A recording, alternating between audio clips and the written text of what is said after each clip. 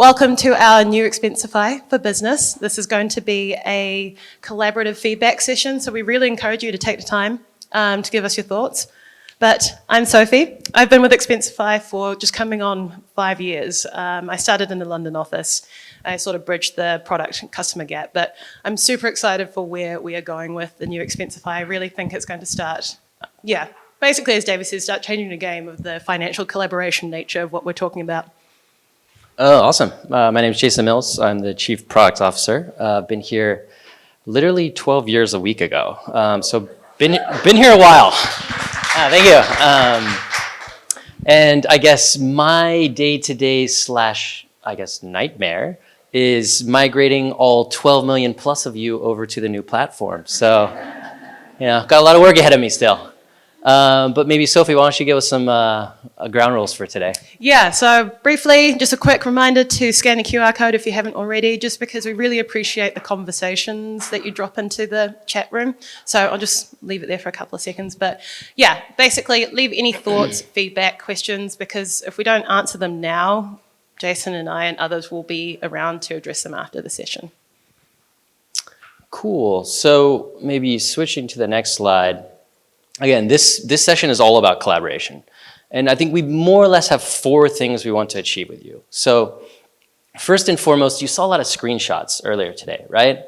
We're actually going to take you through full demos of how the things that your clients, maybe your employees, they use on New Expensify. Second, we're going to hopefully prove to you that it's much, much better on New Expensify. We'll see. TBD. And then we're actually going to be unveiling some new features that will only come to the new platform. They will never be coming to Expensify Classic. And then finally, again, we want your feedback. So in the chat, raise your hand live. This works better if we have collaboration. Otherwise, we're really going to be here a short amount of time.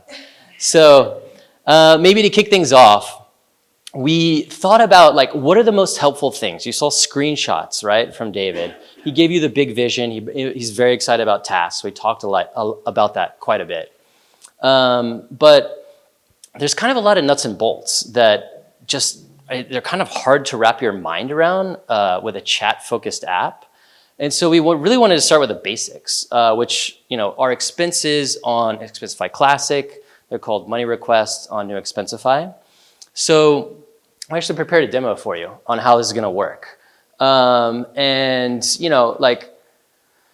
Again, this looks like a chat app still, but there's pretty powerful stuff you can do. And we kind of created this whole universe of Kathy's croissants.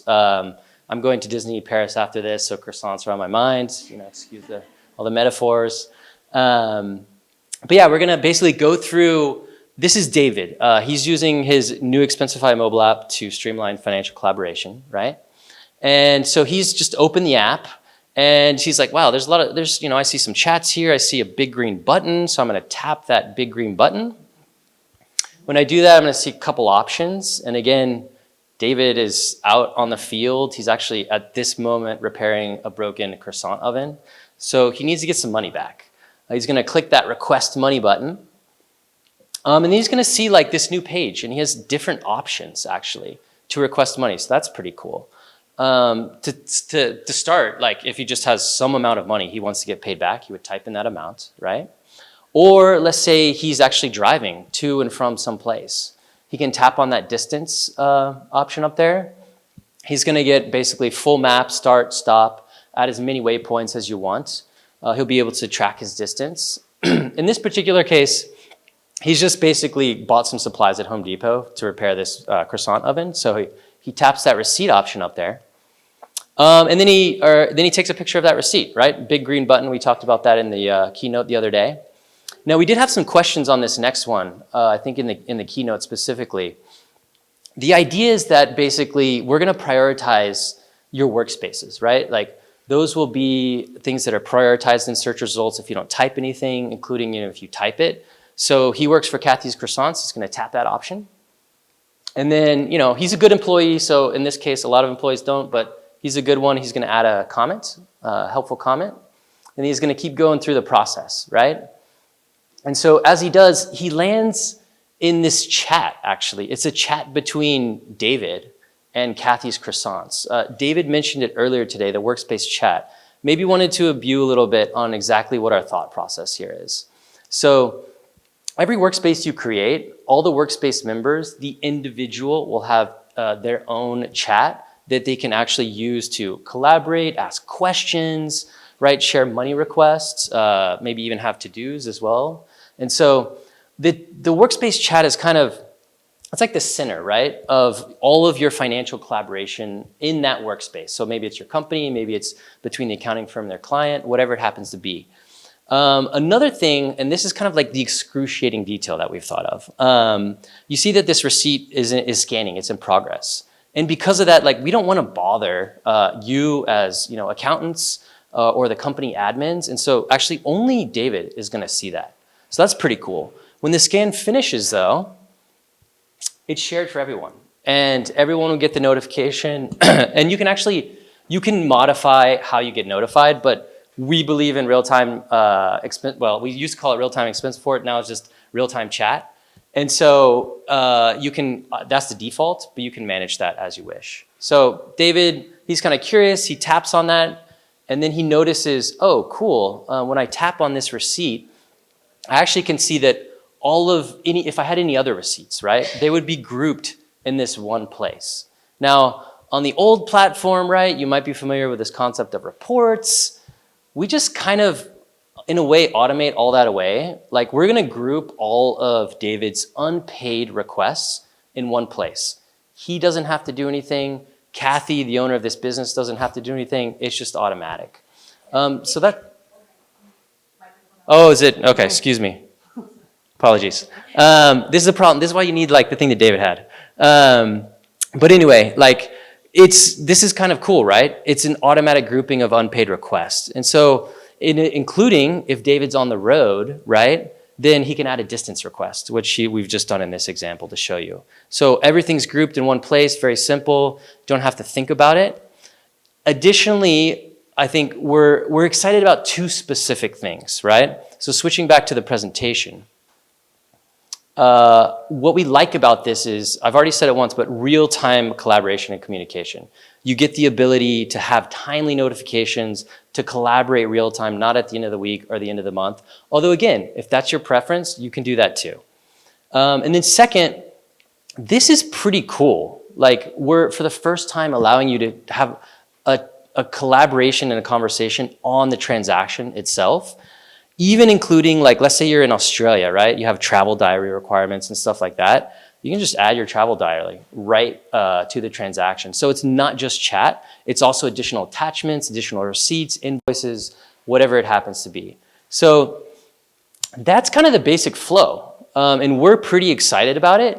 And I think we wanted to maybe get some feedback, right? Like we believe in this real-time expense or chat philosophy, but like, for people who have cash practices, right? Or maybe even part of large companies, like what concerns would you have around, like real-time financial collaboration? What do you think the challenges are? Kind of open it up to the floor, curious. Oh, already questions. Go ahead. So how would this work in terms of the approvals? So right now, if you as an approver, you might approve a report which has as many expenses as necessary. Is the approval happening on a transaction basis? Because I could see that being quite frustrating. Yeah, good question. We actually have we're gonna go through an approval workflow as well. The quick answer though is that if there's just one, right, you would approve that one. If there's several, then we're gonna batch them up for you. It's not a report, but that's effectively what it is. You had a question as well? To use this. Yeah, it's otherwise you get here. So one of the challenges that we have today on the current Expensify, or the basic one, is that any collaboration or audit trail on a receipt is printed out with the receipt. And we have customers that require the itemized and everything. So is this going to scrape that out and we no longer have to print the back and forth that happens on the receipt? Maybe could you ask that slightly different? I'm not sure I quite got it. Yes. So, for example, user case that just happened not long ago. which our account manager told us, don't use the comments or don't add comments onto the receipts because it will print for your client. Yes, the PDF specifically you're Exactly. talking. Okay, yes. So interestingly enough, this is a great one because we actually haven't, PDFs are something that they're coming. We haven't thought too much about that. I would say the default's gonna probably be you have an option to either print or not print. Like, do you just want the transactions? Do you want the transactions and then conversations? We kind of have an option like that at the moment to like receipt thumbnails or full page as an example. So this would be another example. We definitely are optimizing for that to happen in the platform. In terms of like what the backup looks like and where it goes, like if you have an accounting integration, that would be a great area for feedback actually. Do you want us to, most accounting systems have one comment field? So we're not gonna be able to capture all the conversation. In our scenario, our client is using Expensify for their clients. I see. Their clients require itemized receipts with everything. So they're like a professional services firm. Exactly. Yeah, They don't okay. wanna send the Yep. back and forth to their clients. Okay. Just the receipts, images, and So the rebill case is, okay, yeah. So rebill case, the base for that is that any of the conversation that they're having is private to them. The person that they share that information with, which is really more of an invoice than an expense report, that will just be whatever they're rebilling back. Yeah, that's a good question. That one's pretty advanced case. I think we have a lot of probably maybe improvement to make on that front, but that's kind of where we're at the moment. So time for one more. Anyone If there's one. else? Yeah, Coleman.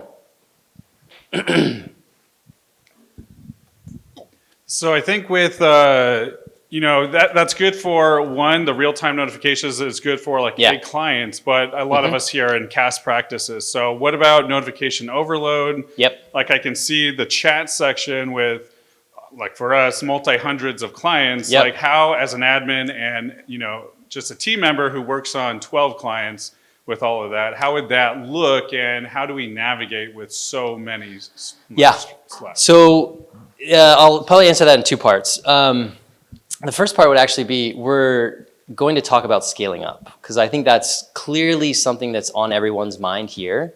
We would call that probably the 1% case, but it's a very important case. And then two, in terms of notifications, you have two options. You have the account level notification, which can be real time, or it can be weekly, or you can actually mute entirely.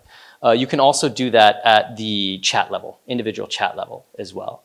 And so I think that's where you have to balance real time with, okay, what's best for CAS practice? It's going to be very efficient at scale. And so it'd be interesting to know like, well, maybe what's the preferred default there? Would you only like to know weekly? Real time's maybe too much and why? Like kind of curious for your thoughts back at you.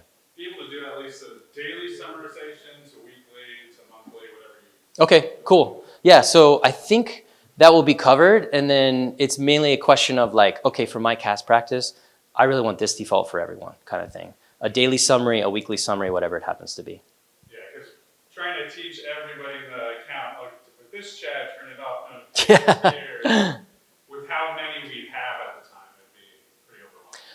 I'm curious how much, would there also probably be a bit of a client context here? Like some clients are low touch, right? Some are maybe medium or high touch. Yeah. So like if you have a high touch client, I would imagine you probably want real time, right? Like they want, or maybe the opposite. Again, that could be a lot. If the client has, 100 employees and we're just constantly getting pinged Yeah. for every receipt, that's too much. So. Okay. Another question back at you because I'm curious. So maybe would there be any preference to even prioritize like business owners versus their employees as an example? Yeah, sometimes. Well, it depends. I mean, a lot of those have cards. Yeah. Going through corporate cards more so. It's the actual employees that have the reimbursement expenses. Okay, cool. That's great. Any other questions before? Oh wow, lots okay, of questions. Maybe should we drop them in the room? Yeah, maybe in the interest of time, and then we'll come back to them if we have time at the end. Is that okay? Yeah. That's exactly what we've got the room for. So Yeah, I perfect. love the curiosity. Let's keep it going. So the next one that we have are tasks. David covered this quite a bit in the keynote, but yes, as Jason said, we're just going through some demos to kind of bring it to life a little bit. So a lot of the task management, as we've heard about, is managed through email or your task management practices, but they are done outside of separate platforms. So the idea here was to bring it all into one platform so that you were communicating with your client or your employees in one place. So if we can go through the demo. Sorry, we're just resetting. Just a moment. There we go. Yeah, so in this context, building on the Kathy and David story, basically Kathy has decided to onboard David as an employee. So there's a list of things that Kathy needs David to complete. So in this particular case, David's going to be issued with an Expensify card. So Kathy clicks on the task. And so this gives a list of what needs to happen, just details the task. So he's going to get the physical Expensify card. And actually, in order to do this, he needs an address. But as we know, David's currently out trying to fix the oven. So Kathy, as an admin, is actually going to add the details on David's behalf. So the point here being that either the admin or the employee or client can double time on this task. So Kathy enters David's address. Yep. Happens to be the same as ours, coincidence. And yeah, voila. Basically, once the address is filled and click next, this triggers the provisioning of the Expensify card. So that goes back to the home screen with a nice big green tick. And then, yeah, I think there's one more task that David has to do, maybe something to do with the profile pic. Yeah, and he uploads a profile pic, just ticks it off. So it's a pretty ideal situation in terms of creating a list of things that you need people to do and get it done quickly. So to summarize some of the benefits here of about tasks is that one use case that we see is potentially onboarding, but the other one also that David mentioned was month close. Because if you have processes that are repetitive in nature and you need everybody to follow them exactly, here this way you could get everybody on board to follow them to the last checkbox. So this is the new vehicle for getting shit done, basically, because building on our financial collaborative nature of the tool, you have everybody in the tool doing what they need to be with it. You need them to upload a receipt there and then or remind them to do a particular task for month close. You don't have to navigate between email or your practice management practice management tools. It's all there in one tool. And then it scales a bit more in terms of recurring reminders, again, as David mentioned, that, you know, sometimes the same things happen every month, every day, every week, or every hour. So rather than having to kind of, again, create another email to remind people to do stuff, you've got it all here in Expensify. So curious for some feedback from the crowd. Hopefully you've got pretty familiar with with tasks. So we're curious, we've mentioned onboarding. In this particular case, it was with employees. It could be with your clients, a specific onboarding list. But we'd love to hear any more specific, broader cases that you might have. Saw a quick hand from Deb over here. Yeah. So I'm curious on twofold. One, you know, when Okay. you're implementing this technology, right, there's got to be best practices. And sometimes it's easy to put the cart before the horse. So my first question is, are you going to have best practices for these tasks and make suggestions, right, as you're working with these CAS technology folks?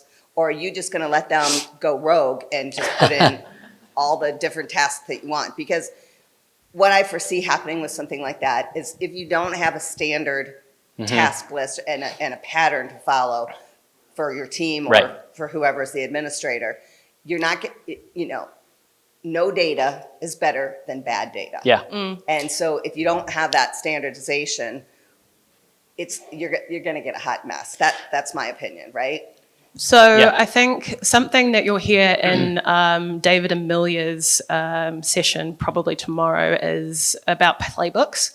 So basically, there's going to be a best practice, exactly as you're saying, about how we as Expensify use tasks, because we're going to be using tasks for the guides to onboard clients as well. So we'll be getting live feedback from sort of how it works, because as we say, this is all in development, so we actually don't quite know how this plays out in real life. So part of it is that we're developing a playbook that we can then recommend to clients or firms that, hey, this is how we do it. Maybe you should consider this as well.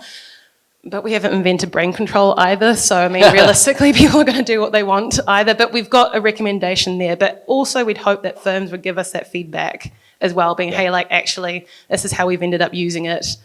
maybe these are suggestions that you need to factor in. I mean, I'll definitely quickly add on. I think it's a great point, Deb. I mean, I think you're absolutely right. If you basically create the Wild West, that's what you get, right? And that's not really what we want. So that's also why we're curious for feedback, but we're also really being very methodical about the use cases we show, like onboarding. That's a very repeatable process, right? And we know based on your setup what you need to do.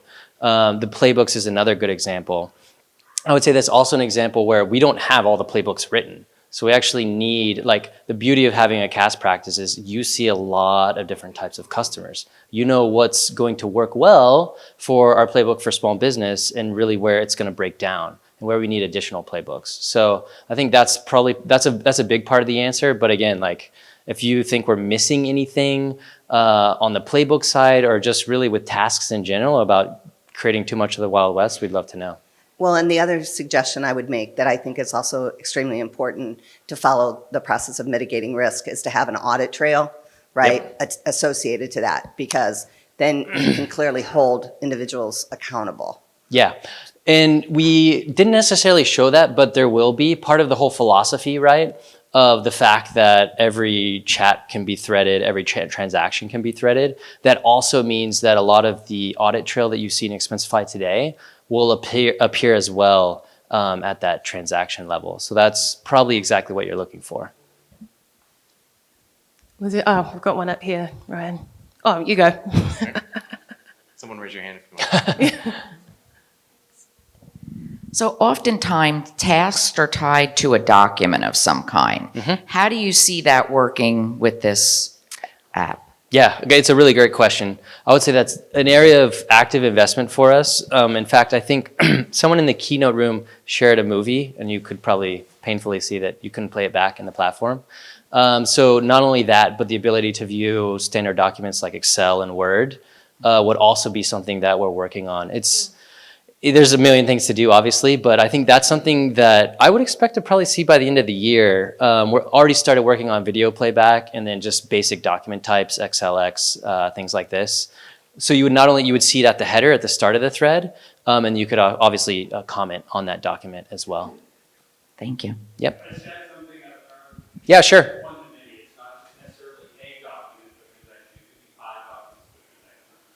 Yeah, that. So that's kind of interesting because that's where, I guess using the Expensify classic terminology, right? We have expenses, right? We have reports.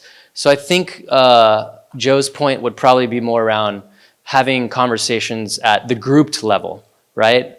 Yeah, cool. I have time for one more. Ryan's coming. Hi, good morning. Thank you. I find that I get lost in all of my chats after they go below my page. Yeah. Right? And I have lots of different conversations going.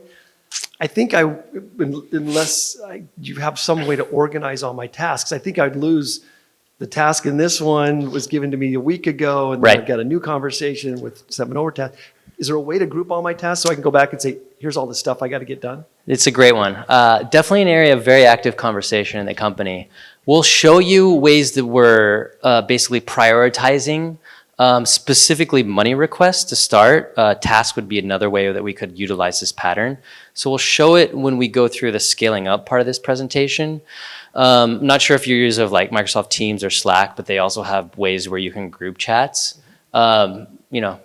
Not to out David, but he's very against that. I think it's an area of active conversation. So if that's something that you're passionate about, definitely go talk to David. I know I use that as well. I really like the ability to group my chats in different folders and things like that. So Yeah, so if the summary point, drop it in the chat so we can come back and discuss this, because I agree. I think otherwise, if you lose track of what you're doing, it kind of defeats the purpose of having something to organize yourself by. Okay, so, cool, yeah. Thanks for your thoughts. So yeah, let's spend some time. We had the question earlier, which was a very prescient question around approvals, and I think it's clearly like you start with money request tasks. Like these are pretty simple things, right? Kind of one and done. But there's a whole process that happens around money request, and so what does that look like? And that's what we wanted to show you in the demo today. Just actually 2 things we wanted to show you, both just the approval process in general, and then also a new concept that we want to get your feedback on. So.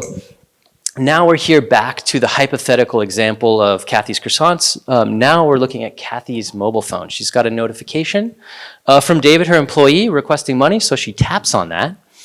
And then she lands directly and sees all of the grouped unpaid money requests. Now she also notices that, the one at the bottom there, it doesn't have a receipt. So Kathy's gonna just tap on that on her mobile phone. And she's gonna be like, yeah, wow, there's not a receipt here at all. Something's wrong. So then she's just going to go ahead and comment on it. Where's that receipt? And then she's gonna do something that's pretty new here. It's a new concept, and it's called hold.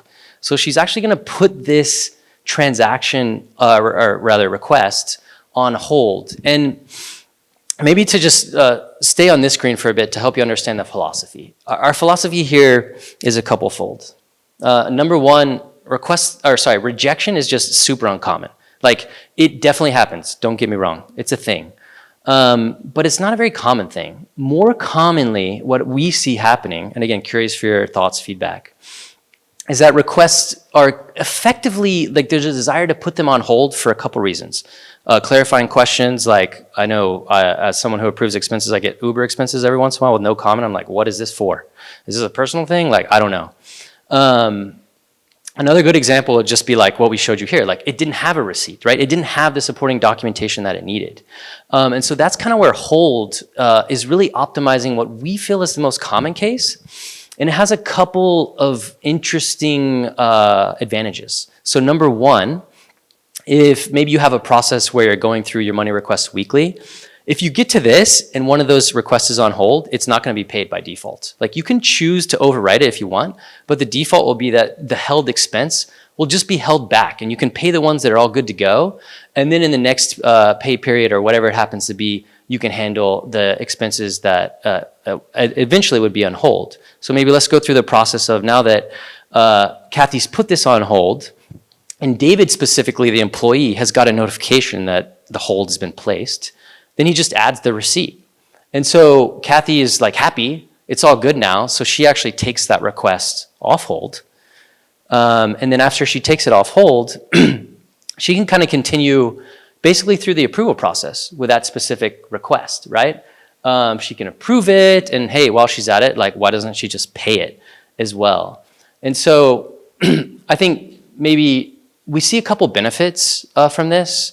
First and foremost is that when we think about this design in New Expensify and the approval process overall, number one is that, I talked about this before, we're just automatically grouping things that haven't been paid or approved, right? Depending on how the structure of the policy works. The second would be that, we're really trying to streamline the process around the fact that if you want to process things, but then hold some other things back, that's something that's built into the platform. So again, rejection or like not paying things is a thing. We can support that too, but maybe at a high level, just kind of curious for your feedback on what you saw, like this kind of vision of the overall approval process. Open up for questions. Oh yeah, go ahead. Yeah. I'll just make a comment that I have a client who hates when something is rejected or Yeah. there's a violation, and it stresses him out, and he'll call and complain and say, I have a Yeah. violation, and he gets very upset, and we say, oh no, we need a receipt, we just need, it's in the wrong report because they use corporate cards and we need it to match the credit card statement. I don't know if anyone, that's one of my questions for later.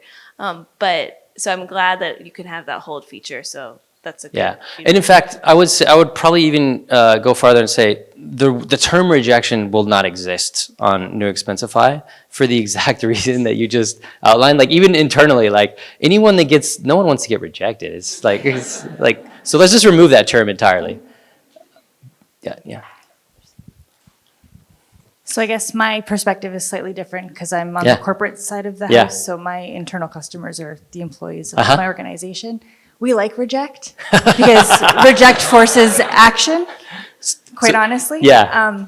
My concern, or maybe my question would be, I have a team of expense auditors, Uh-huh. effectively. So if they're putting things on hold, what we like about current ecosystem is the fact that Uh-huh. we can triage that queue. We know it's still processing, Yeah. what's hung up. And so I guess my two questions are from an administrative side of the Yeah. house. If we're putting things on hold, it just may be too like, so common sense is never common in these types of instances. So if it's just being put on hold, one, can you leverage your tasks to assign, let's say, an action as to maybe like why it's held? Or I mean, I know it's a chat. It seems just like if so we do 12,000 reports a month. Yeah, a lot. About, which is about 267,000 line items last year. I just did a annual review, so I Love have these the numbers data. fresh in my head.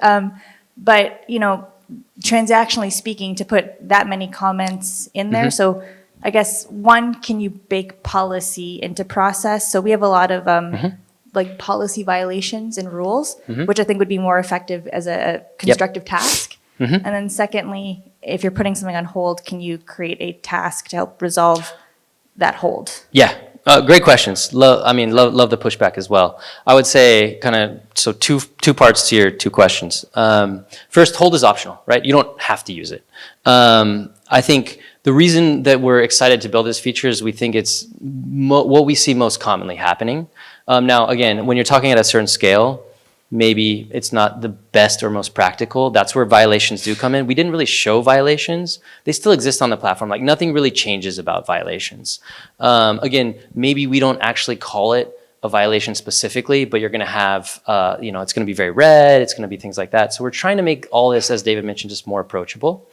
And then I guess, so maybe coming back to your process and the workspace setup and all that, I would say if you don't want to use hold and you have like a process around reports in various states, like you can still have that process. Does that answer all your questions? Yeah? Okay. Or this way. Oh yeah, sorry. So just really two things. Can you go back a screen? Yeah, to the demo or? Yeah, just to show the demo. So in the, or I guess one more, in the view, is there a web version that you guys are going to show also, or is the idea that this is all now going to be done on the mobile app? And then second, just kind of looking at what's there for integrating with accounting tools like QuickBooks, for example. Are those all the fields that are there? No. Or I mean, it seems like it's missing like you know where your categorization is, your vendor names, all those types of things. Is that visible when you're looking at it here? Because if I'm approving it here, well, I don't know what any of that stuff is. So I guess, can you talk about that? Fair question. This is just for simplicity. I had to build all those fields, less is more. And so basically there'll be categories, tags, or whatever it's called, classes, right? Whatever the list happens to be in QuickBooks. So that will be there. If it's pulled in from QuickBooks, it'll appear just like it does on the existing mobile app. Your other question was about desktop. It just kind of looks better to demo this on mobile. But it will exist. This is again, technical details, but the new platform is completely cross-platform. So it's just a responsive design. It's actually the same front end, whether using desktop, mobile web. David showed more desktop screenshots, but basically it was just, you'll have more space, right? That's really the only difference. And I think David said that tags and categories will appear as and when you need. Like Jason said, you don't need superfluous information at a time, but it will be there. Understand it's probably the absolute default for this crowd, and you may not even have a single customer that doesn't use them. Yeah. But just for the simplicity, that's what we showed. Probably have time for one more.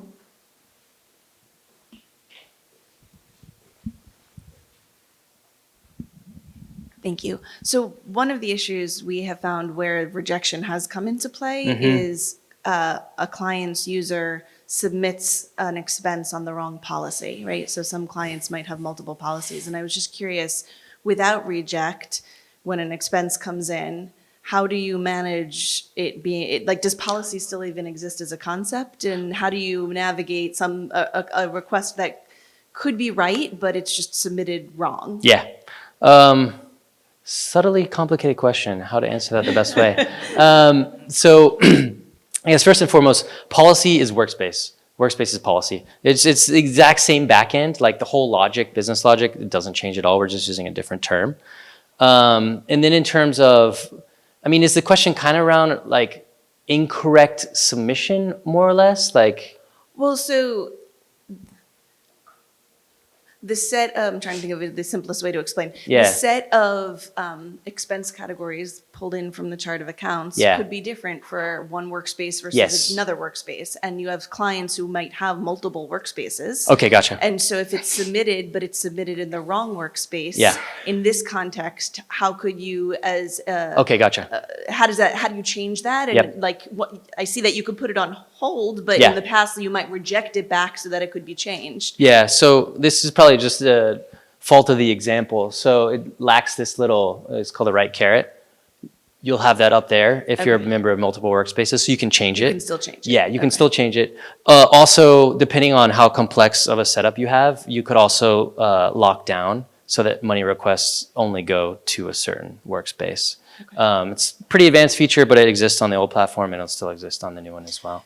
Yeah, I think the thing to remember here is that, it's quite a lot of new information we're presenting here. So it's kind of like we present at the simplest level, but there will be complexity as and when you need it. But you kind of need to probably start experiencing it, or as we roll it out, you'll experience it as well. Awesome questions. It looks like we got maybe one more in there. Yeah, I think, sorry, if you can drop it in the chat, I promise we'll follow up. Thank you. Well, okay. Why not just, let's take it, just real quick. No, Jason wants to take Just it. real quick. Sorry. Yeah. Josue Nap, I'm actually a user of Expensify since 2017. Oh, awesome. And thank you for the invite. So here I see the approval level, and it seems like it's from the finance side, but I also assume one of the features that I love is saying, hey, this doesn't have a receipt, but it also probably doesn't have the right department approval. You're able to sort of do that forward function within this sort of view as well? Yes, this view as well. A key thing of the new platform, Sophie talked about this a little bit with tasks, but probably one of the biggest requests we get is like, hey, I'm an admin, I know this person's bank account, or I know that they need to code it, or they code it incorrectly, whatever the case happens to be. There's gonna be a lot more admin functionality, and it's really optimized for just making things easier. Sometimes it's just faster to do it yourself and wait to ask the employee to add their bank account, and they might take days. So does that kind of answer your question? You can really, as an admin, edit anything you want on that screen. Yep. Cool. All right. Sorry, Sophie. We're ready now to continue. No, fair enough. Thank you. Okay, so Expensify card. One of the great things about moving to new Expensify is that we get to beef up the Expensify card functionality. Two ways we're doing this is basically involving control and more flexibility. So when we go through the demo, this is around the context of creating a virtual card. So we know that creating virtual cards is one of the most requested features. So in this case, Kathy is going to give David some access to business funds. So what she's going to do is head to a workspace, head to cards, and click on the employee's profile, and basically there'll be a button there to click create new virtual card. So what this one is a specific use case for is you can create cards around subscriptions, because I think we all know the pain points that comes with managing subscription fluctuations in price, whether they go up and then you over budget. So with this one here, David is looking after the Salesforce subscription, specifically after on his virtual card. So click next, and then she's going to set a $2,000 limit. That's the most that they want to spend. And this is where the control part comes in. So either the $2,000 could reset on a monthly basis, or it could reset on a daily basis, or it could reset on based on unapproved spends. That's basically if there's too much sitting there, it's just not going to go through. So in this case, it's going to reset on a monthly basis. And once the card hits that limit, the card is shut off. So that then prevents that overspending on particular subscriptions. So if we hit next. So this is basically what it looks like with the limit, summary page, and David will be able to access this from his homepage and the title of it. So the benefits about this particular feature is that, it offers a control, but in a lot more specific cases, because I think we often hear when you don't have visibility of what your business is spending on, at least this way, if you set a limit, you kind of know that it's not going to go above that. The other thing that we are building more flexibility into the Expensify card is currently when you provision a card, it can only be done by people that have the same domain ending. So for example, we can only provision Sophie at expensify.com. With the workspace functionality, you will be able to invite anybody regardless of the email domain ending as long as they are on the workspace. So this is meant to address cases where, like, say you have a temporary employee or a contractor or a volunteer and you need to give them access to funds. Basically, as long as they're on the workspace, you will be able to provision them with the card with the same levels of control as well, so you're not limited to that email domain ending. So that's just a quick overview of some of the ways we're beefing up the Expensify card, but we'd be curious to hear, are there any more modern use cases for modern card functionality that we haven't considered here and that you're desperate to let us know? All right, see some hands, yeah. Can you put an expiration date on those cards? So, for example, if I was going to give an employee a card to travel to ExpensiCon, the funds on that card expire on May 25th when they return. You want to take that one? Yeah. Yeah, okay, cool. Yeah, so funny enough, we've definitely looked into that one internally. It didn't show it here because we do see that as a use case, maybe just not as common. In terms of the technical difficulty of doing that, it's actually pretty small. So we'd love to hear for more like requests for this type of use case. It sounds like conferences are pretty popular, but I mean, I'd actually be even curious, like if someone is getting this for like a conference, are they probably also going to lots of conferences and thus have a card? Or like, maybe it'd be good to know like what you think the most common case for that more or less one-time date limited use is. Yeah, because I'd be curious to see about a limit. If you already set a limit, how would the date sort of play off against that as well? If you know across the conference they can only spend a flat $2,000. So in contrast to Divvy, right? The card expires and the funds go back to the general budget to be reallocated. Okay, so it's more based on the budgeting topic specifically? Right. Okay, gotcha. But we would use it for travel. We would use it for maybe small events, right? We give it to a team member to say, hey, you're going to go do a team event. Yeah. Something like that. This is what you have to spend. And then after a certain amount of time, that expires. I see. Okay. So we don't have unused funds just out there on a card that hasn't Yeah. been collected. And then from an administrative burden standpoint, somebody doesn't have to go back in and shut it off. And maybe to drill down on that once more, like, are these infrequent company spenders? Or Yes, they wouldn't okay, necessarily perfect. have a traditional corporate card. That makes complete sense. Thank you. Super helpful. So I can give it to you on a little bit of a different example. So with one of my clients, so we have it set up where just about every employee has an Expensify card. And that's the default payment that they use. But sometimes, well, so for example, we give them mostly like a $100 limit, right? So the company's not that exposed. But say they need to go to a conference and they need to book it and it costs $500 and they don't have enough in their limit. So today what I have to do as the admin for them is I increase their limit to $600 so they could pay for the $500 thing. And then I have to put a calendar reminder in my calendar to know to go back in 4 days later to reduce it back to 100. So if you could automate that process where I can say, keep this $600 limit for 7 days and then it defaults back to their normal limit, that would be super helpful. Oh, that's cool. So it's not, it's like time limit at which point go back to the monthly as an example. That's cool. I think we do have some things around smart limits that have kind of, they've been talked about again as features, but again, it's based on demand. So these are things that, because they take engineering effort to build. So if you have people. Well, I mean, it's cool though to see, it seems to be a lot of maybe pain points around limit management and by that feature cash management as well. That's kind of really what this is about.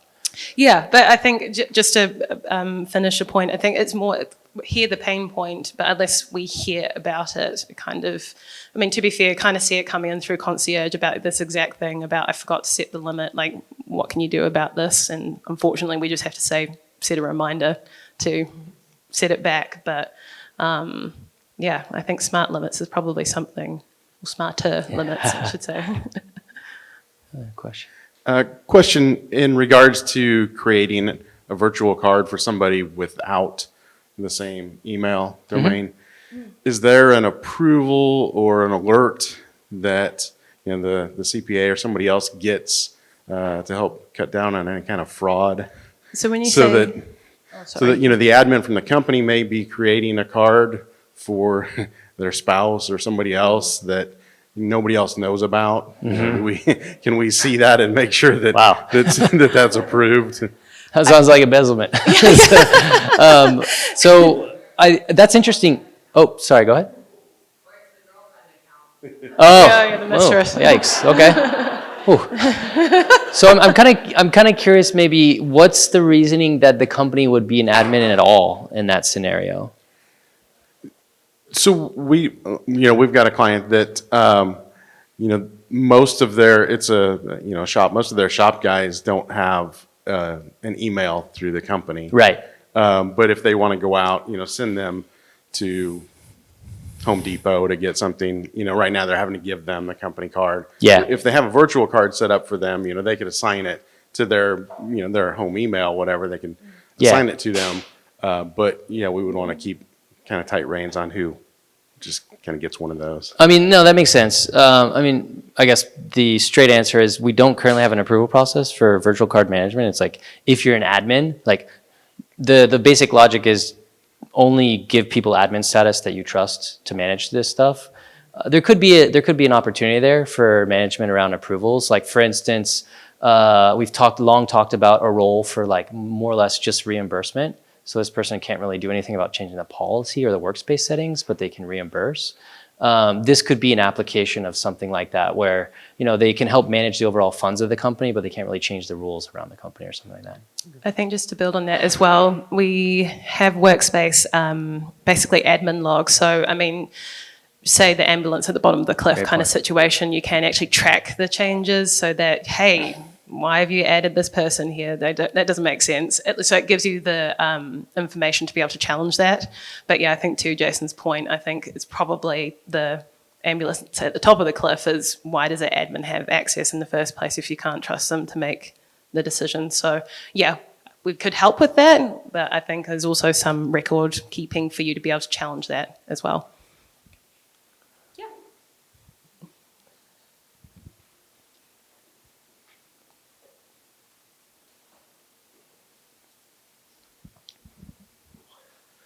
Trent Krim, The Independent.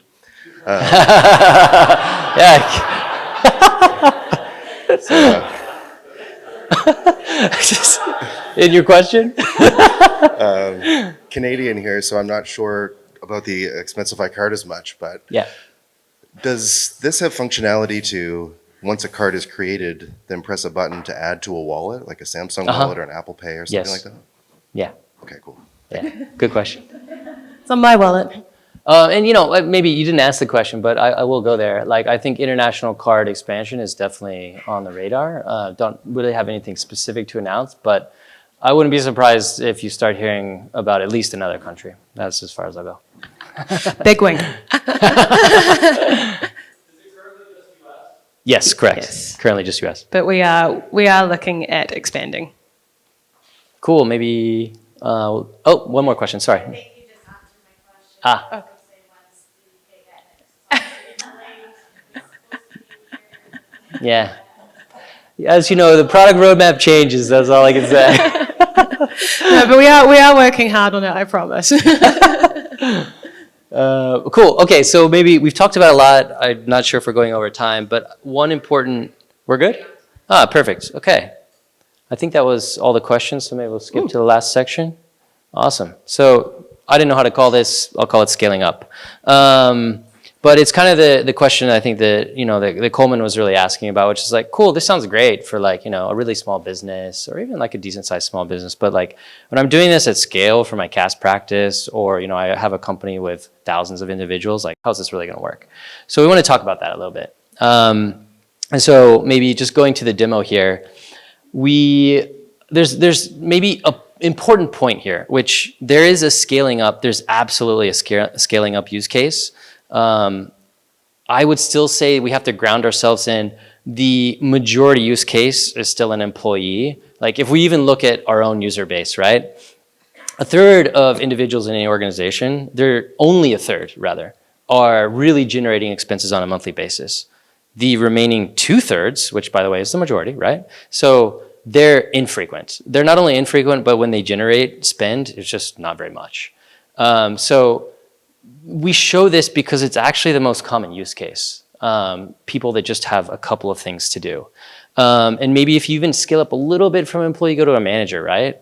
Yes, there's cases where managers are managing lots and lots of people. The more common cases are probably like a dozen or 2 dozen or something like that. Just as you can see via the example, like you can get pretty close to a dozen with just no scrolls or 1 scroll on a mobile screen. So we think that, you know, the homepage is designed like a to-do list, right? We're not calling it a to-do list, but that's kind of how it's designed. And at the moment, right, you have chats. You can prioritize reading and responding to those. You have money requests. You have tasks. And there's an important thing to notice here, right? Which is like, okay, I have my chats at the bottom here and my money requests are at the top. Well, that's because that's what we prioritize. If you need to do something, or if you need to pay or act on something, we're going to show that at the top of your screen. It's going to stay there. It's going to have a green dot next to it. David talked about, you know, basically the green brick road. Wizard of Oz, they have yellow brick road. We got the green brick road. And so you tap. We're using this pattern to encourage you to tap on that, right? So just taking an example, you tap on that. It's actually all unpaid expenses for this particular employee. Approve it. Cool, you're done. Go back to the next highest thing in your list, right? You do that, approve, done, and so on and so forth. Like, not going to belabor the point too much, but like that is I like to call it the 99% use case. So when we talk about like why we think this design is better, because it's the most common use case. Now, clearly, a lot of you in this room are dealing with like a lot of scale. Again, thousands of either via clients or employees. So the question becomes like, well, how can I actually accommodate my 1% case? And so maybe on the next slide, kind of prepared a little bit about how are we going to solve that? Like, it's clearly a burning question. I see a bunch of chats. Like, I don't really know how I'm going to do what I need to do. So we're thinking about that in 2 ways. So the first is what we call can search. So can search is basically a way for you to run a search query. We had the example of like processing reports. You can run a search query and you can actually save that. And you can pin it. It can be at the top of your Expensify homepage forever, right? Until you unpin it. And the cool thing about that is it gives you the ability to basically answer questions like, I want to see all unpaid spend. I want it grouped by employee, right? I want to be able to do things in bulk. Clearly, if you want to take it into Excel and do even more complicated things, you can do that as well. But that's kind of what can search is about. It's meant to solve at least what I'm calling the 1% problem. It's a very important problem and we got to fix it. The other way we do that is really about rethinking about how business logic and rules work on NewDot. A good example would be, we talked about the virtual card, right? So you can set rules on that. It's automatically coded, tagged, however you want, 100% of the time, every time for that card. You'll also have more group type rules. So for the sales team, I want this particular X, Y, and Z to happen. For the marketing team, X, Y, and Z, where those are different. So these 2 things we think will actually be pretty powerful and will help quite a bit improve the existing use cases that you have. So yeah, I think that's kind of how we're thinking about this, but curious, what advanced use cases do you think you haven't necessarily seen accommodated, that you have questions about, or that you have pain points with? Because yeah, we're motivated to solve on New Expensify. A lot of lingo internally. Yeah. Hi. Okay. Sorry. Another question. Yeah. So common sense is never common. And honestly, simplicity equals complexity for the end user, always. Yeah. It's too easy. How do I miss something? Okay. Right? So I guess from a change management perspective, and again, mine is like, everyone has exposure to me at my company, right? I would imagine with some of the accountants here, it's like a broken telephone, right? They're going to have to provide this information to the customer who's going to then trickle it into their business and then back up. So I love the simplicity. Yeah. But my brain is freaking out on like, how am I going to educate and enforce and advise this simplicity?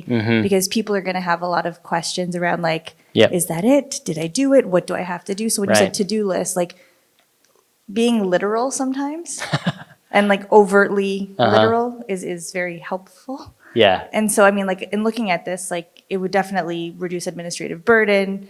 It would provide an equalized experience for all of my end users. But I feel like to get them over that hump of change management and understanding like it is that simple, it is that intuitive or literal. You aren't, like, there's nothing left for you to do. You haven't done anything wrong. Like, how are you guys planning to tackle or support change management? It's a great question. Maybe even let's go to the last slide, even though I won't necessarily talk about it quite yet. It is a big change. There's no other way to, so let's say that differently. So one is time, right? Like there's no plans to say like, hey, you have to do it by this date, right? Everyone can take their time. I think that's one. Another thing that we love to do, and we've done historically for both customers and accounting firms, is really hands-on training. Like, for instance, going to your company, having a recorded session, like being there in person to answer questions. Like, we have a big vision, like getting there is gonna take a lot of work. Again, like a lot of work. And so I think change management is a big one, whether it's recorded sessions, whether it's, we're actually redoing all our entire documentation as well, trying to make that really focused on how the new system works, how it will be accommodated. That's my short answer. Maybe I could talk a lot more, but that's my short answer. Any other questions on basically how this platform can be scaled up for your CAS practice or business?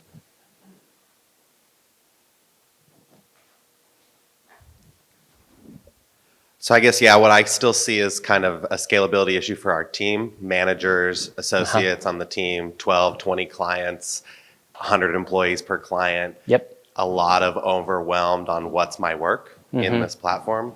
I've seen an integration of some of the other platforms we use, like a Monday.com has like a My Work feature where you can, almost like that canned search idea of where I can just click and go, okay, where is it identifying me in all these threads? Where am I a part of a little part of all of this thread? And then it kind of condenses it into one idea. I think that's a really cool idea, and definitely something like even just, so we really just launched Threads kind of for this conference, right? And we're dealing with almost like, okay, well, how does the current homepage, we call it the left-hand nav, because on desktop it's on the left side. How does that work with when you not only have chat rooms, when you have threads of conversations in chat rooms? I wouldn't be like, don't quote me on this, but I think it's pretty inevitable that we would go to something that condenses. Because, I mean, just knowing how even I use my most important things are very specific conversations, not necessarily in the bigger rooms. So having some way to filter, we also talked about, seeing the things that I think are important. Like, there's probably a lot of conversation there. It's pretty far out too. We're just kind of focused on getting the bare minimum initially, but this would be a great one. I think we'd love to hear more about. Goldman. So I think again with multiple clients here, I think on the home screen, are you just going to show chats of individuals, or I would want to necessarily see workspaces for all the different clients that I have with all of the notifications. There's 12 here, 15 here that I have. Be able to go in, drill into those, and then when you are chatting, have the workspaces very present, because again, you're working on 10 clients.